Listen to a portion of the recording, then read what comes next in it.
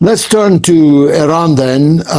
Since we last spoke, indeed, since I got on an airplane last night, the war has effectively begun again. Missiles are flying. Blood-curdling threats on Truth Social have begun again. And I argue, I did in my monologue, that last night's threat by Trump marks the third obvious threat of nuclear war that he has made against Iran. I can see no other interpretation of his words. Now, some people might say, well, Trump's obviously going mad. But he is the commander-in-chief, and there's no reason to believe that if he made such an order, that it wouldn't be carried out. So we're back into highly unstable and dangerous territory, aren't we?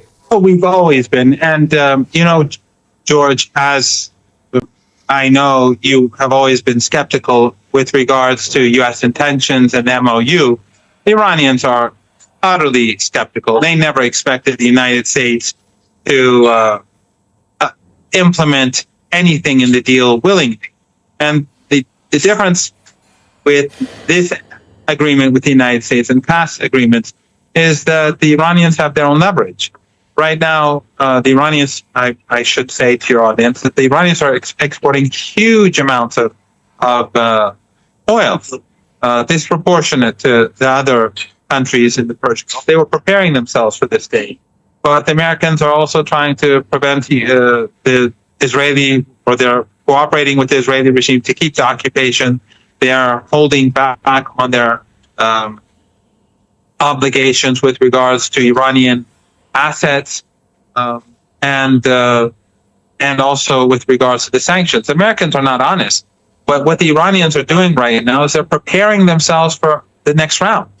The oil that they're exporting, they know that they have to prepare themselves for a potential second war, because we're dealing with the United States. We're not dealing with a country that is normal, that behaves normally.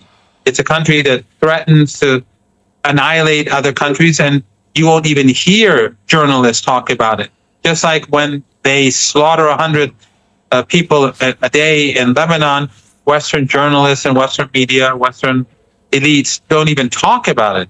Or as we speak every day, as they're slaughtering Gazans and killing kids who are going to school for exams, or shooting them in the head as they're in their tents at school, you don't even hear about it in the Western media. So Iran knows that there's no such thing as international law. There's no such thing as an MOU that will hold the U.S. back. So Iran is using this opportunity basically to prepare itself for another war, potentially. Hopefully, the United States will recognize that this will only bring about a global economic crash, far worse than the 1930s, and that will prevent it from making the ultimate miscalculation. But when it comes to adherence to international law, agreements, or morality, Western elites, Western regimes are the worst in the world. But one thing that I wanted to just add to the previous response to the question, my response to the previous question, George, is that Ayatollah Khamenei, the martyr Ayatollah Khamenei, who I believe is the greatest martyr for Palestine, alongside Seyed Hassan Nasrallah, his funeral will also be held in Iraq. In other words, he will have a funeral in Iran, but he will also be taken to Iraq, and there will be funerals held there, and then he'll be returned to Iran. And I think people should keep their eyes on the streets of the cities where they carry out his funeral, and I think it will be an important show of strength for the Americans to understand where the sentiments of the people lie. And I think it will be a very important moment, not only in Iran, it will be this coming in the next few days, but also in Iraq. So I think Americans will have to take note. Well, thank you for adding that. I was going to separately ask you about the funeral arrangements, so thanks for dealing with that. I just wanted to make the point, and you as a former professor of American studies and who know America extremely well, there are now important obstacles for Trump in resuming the war. The economic situation you have alluded to, but the Senate has now finally passed a resolution limiting Trump's ability to do so. But two other things more important than that. The support for the war in America has fallen to some 22%. And the time between now and November and the midterms is exceedingly short, of course, getting shorter by every day. So it would not in any way be a cost-free decision by Trump, never mind the cost on the ground once it had happened. Oh, absolutely, George. And not only is the situation in the United States not at all in favor of war or Trump or the Zionists, but also the situation in Iran is not at all good for them. The Iranians, as I said, have been preparing themselves for war ever since the ceasefire. They brought in new weapons, they're developing new technologies, but also the Iranian people, George, they have a new confidence that exceeds what, you've been to Iran, but it exceeds what I've ever seen before. Because now they know that they can go toe to toe with the superpower and all its proxies and allies in the West and in the region and come out on top and defeat the United States. Now the Iranians feel much more confident about their capabilities. And this is the first time that they've actually gone to war in such a way before. They've tested their capabilities, they've tested their strategies. So Iran, this is not the Iran of 4 months ago. And the United States is by no means the United States of 4 months ago. But at the same time, we have to keep in mind that the Zionists are desperate and the Israeli regime is desperate and Netanyahu is desperate. So everything is possible. But I think it is also suicidal because everyone hates, Trump himself, we know, says that everyone hates Israel, everyone hates Netanyahu. And as the economic situation in the United States goes downhill, and that is what experts are saying, that during the next 3-4 months, things are going to get more difficult. If the United States pushes for further war, people across the United States are going to become even more angry and outraged, and they'll know who to blame. They'll know that it's Netanyahu. They'll know that it's the Zionists. They'll know that it is Trump who's being obedient to the Zionists. I think this is all, in the long run, suicidal for the Zionist project, for the Zionist regime, for the Zionist lobby. Quite so. Now, on the subject of allies, it turns out that it was not just the quisling regimes in your own region that were assisting Trump's insane war effort. Ruta, in order to palliate the anger of Donald Trump about the attitude of NATO and the European allies, unwisely in some cases, divulged to camera that actually all of the NATO allies were facilitating hundreds, thousands of flights to bomb your people, kill little children, destroy civilian bridges, and so on. He was forced to say that in order to try and calm Donald Trump down. And much to the embarrassment of people like Meloni in Italy, or Starmer, if you remember him, in England, they were claiming they had nothing to do with this war, and Ruta has now had to cough up that actually they were deeply involved in the war. Well, I don't know what bootlicking does to the brain, George, because obviously in this case, it has done the entire Western European establishment a great deal of harm. God forbid anyone that we know would ever stoop to such a lowly act.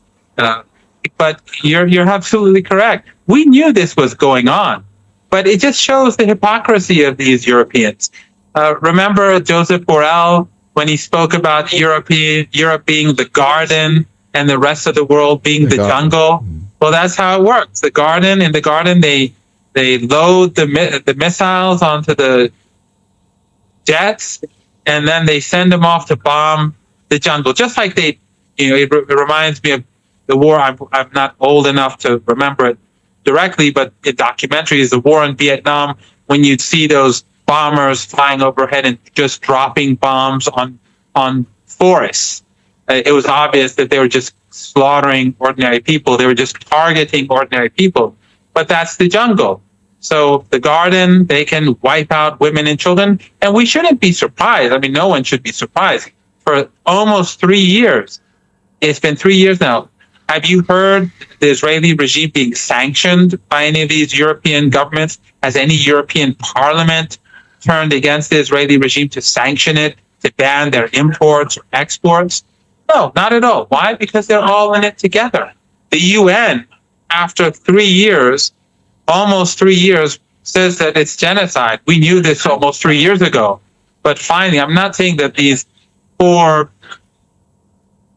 experts at the UN did not try, but the UN as an institution, they prevented the word genocide from being used until now, until hundreds of thousands. I mean, some estimates say that almost 700,000 Gazans have died as a result of what's happened in Gaza. They say that the aid that gets into Gaza is so much less, and that it indicates that the number of people in Gaza are much less than there were 3 years ago. So when the UN is like that, when for 3 years we've been seeing the Europeans support genocide and not once sanction the Israeli regime, of course we should expect them to help the Americans bomb our schools, bomb our hospitals, bomb our ambulances, bomb our civilian apartment blocks in Tehran and get away. Finally, Professor, and I'm always grateful for your time, what can one say about the government of Lebanon and the agreement that they have now made with Netanyahu and the United States? I mean, I never had a high opinion of them, as you can imagine, but I never thought that they would be so low, or rather so bold as to do this. Because I say bold because this cannot end well for them. George, these are traitors to their own country. You can only see these stories in 18th century history books. How the comprador class would assist the empire in colonization. The brown sahibs, as Malcolm X would put it, the house slaves. You shouldn't expect anything from these people. They were installed by the Americans to do the bidding of the United States, and that's what they did. They gifted southern Lebanon to the Israeli regime. It's as simple as that. But unlike some people, and maybe I'm wrong, but I think that these things are a good thing because they expose these people. Some of my friends in Lebanon who've been always pretending that, during the day, they always pretend that it's night, and when it's night, they pretend it's day. They can't hide the reality. When they tried to justify the prime minister of Lebanon or the president of Lebanon, now they can't do that anymore. And these friends, or these acquaintances, let me call them, they're silent. They have no way to justify this treason. And for me, as I said, it's a good thing. Just like I think, contrary to the popular view, I think that Al-Qaeda in Syria actually was a good thing. True, it helped the Israeli regime in the short term. True, it hurt the Palestinian cause. True, it hurt the axis of resistance in the short term, no doubt about it. But it exposed those who were supporting these Al Qaeda people in London. You've been forced to leave the UK. You're in exile now. But these people who are supporting Al Qaeda and ISIS in London, in New York, in Washington, these so-called pro-Palestinian activists, many of them, where are they now? Why is their Al Qaeda regime doing nothing to help the Palestinian people? Why is it not trying to retake the territory that was stolen, not the Golan Heights, the territory that was stolen after the fall of the former government of former President Assad? Why don't they do anything? Why is he, instead of helping the resistance in Lebanon, why has he tried to prevent Iran from smuggling aid to Lebanon during the past 3 months? He's shut the border in order to strangle the resistance against the Israeli regime. All of this helps to expose the plots and conspiracies of the West, the CIA, Assad, whether it's in Beirut or whether it's in Damascus. And I think in the months ahead, we are going to see a greater awakening, and people will better recognize that how the United States and the Israeli regime manipulate these organizations, these terrorist groups, how they control them, how they manipulate and control people that they install in power, and how all of these people, whether they're extremists, ISIS and Al Qaeda people, or they're secular people wearing suits and ties, they're all the same. They're tools of the empire. Well, I mean, a lot of my friends in Lebanon, I'm talking about friends over 40 years. I've been involved in Lebanon since 1977. They would call themselves, Arab nationalists, Nasserists, Baathists. They would have many ists, communists, and so on. But the one thing that you could never imagine, that they would accede to the literal annexation of the south of their country by the Israeli enemy, which is how they would routinely describe the Israeli entity. So it's going to be very difficult for them not to join with those who reject this root and branch and will, if necessary, take up arms to oppose it. So are we looking at a civil war in Lebanon? George, that's why I am optimistic, because all the masks have been removed. If anyone wants to join the civil war against the resistance, then they are exposed further. I don't think that the Lebanese public will ever support this. In fact, I think many of my friends who are supportive of the resistance aside, those who have been in the middle and confused by all the propaganda, they have to make a choice. Do you side with the Israelis or do you side with the resistance? The same is true in Syria. Across the board, people in this region and beyond have to make a choice. Whose side are you on? There is no middle ground. There is no fence to sit on. You either support the resistance or you support the empire, whether it's in Lebanon, whether it's in Syria, whether it's in any other part of this region or elsewhere. So I think that what the Americans have done by pushing and forcing their proxies to make ridiculous and treasonous decisions, they're hurting themselves in the long. They're hurting the empire in the long. Just like when Trump says, send in the Syrians to Lebanon, he's exposing his proxy even further. This, in the long run, I think, hurts the empire, and I think it increases support for the resistance. I don't think that Hezbollah is very wise, and you know them, I know them, their leadership. Sheikh Naim Qasim has shown himself to be extraordinarily competent and very wise. I think they will prevent a ceasefire.